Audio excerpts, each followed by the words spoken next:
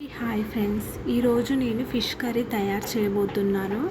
Fish కర్రీకి ముక్కల్ని నీట్గా వాష్ చేసి ముక్కలకి మనకి ఎటువంటి స్మెల్ లేకుండా ఉండే విధంగా నేను ఫిష్ ముక్కల్ని నీట్గా వాష్ చేసి తీసుకున్నాను. ఫ్రెండ్స్, ఈ ముక్కలకి మనం అన్నీ పట్టించుకోవాలి కదా ఫిష్ కర్రీ అంటే.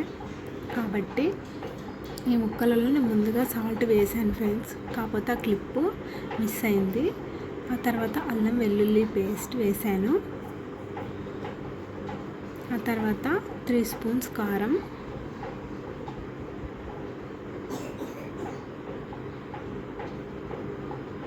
1 స్పూన్ పసుపు,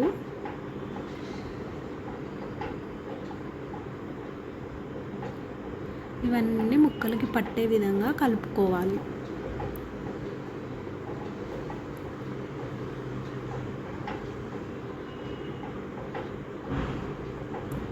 ఫైనల్లీ కలిపేసాను. దీన్ని పక్కన పెట్టుకుందాము. ఆ తర్వాత స్టవ్ వెలిగించుకొని వెడల్పాంటి గిన్నెను పెట్టుకోవాలి, ఎందుకంటే ముక్కలు మనకి విరిగిపోకుండా ఉంటాయి. ఆ తర్వాత ఆయిల్ వేసుకోవాలి. ఆయిల్ వేసాక ఆనియన్, పచ్చిమిర్చి వేసాను. అవి ఆయిల్లో కొంచెం ఫ్రై అవ్వాలి. ఆ తర్వాత గరిటెతో కలుపుతున్నాను. ఫైనల్లీ వచ్చేసి మనకి ఫ్రై అయ్యాయి. మనం ఏ అయితే చేపల ముక్కలకి అన్నీ పట్టించామో ఆ ముక్కలన్నీ అందులో వేయాలి.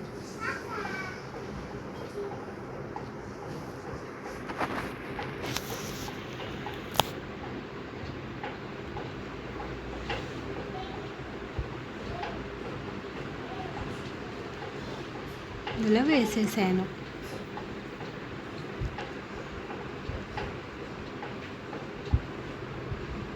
కలపకూడదు ఫ్రెండ్స్. ఆ తర్వాత మనం చింతపండు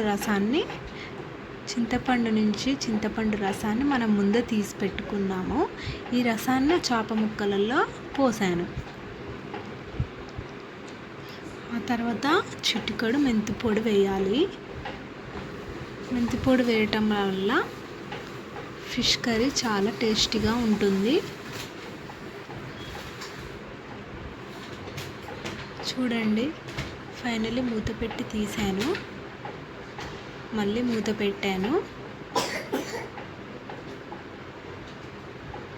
మనకి దగ్గర పడుతుంది కర్రీ రెడీ అవ్వడానికి.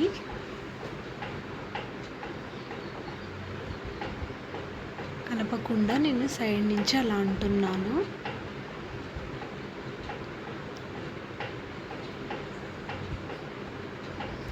ఆ తర్వాత ఫిష్ మసాలా వేసుకోవాలి. ఫైనల్లీ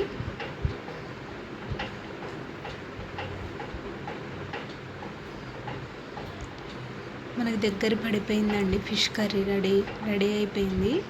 ఆ తర్వాత కొత్తిమీర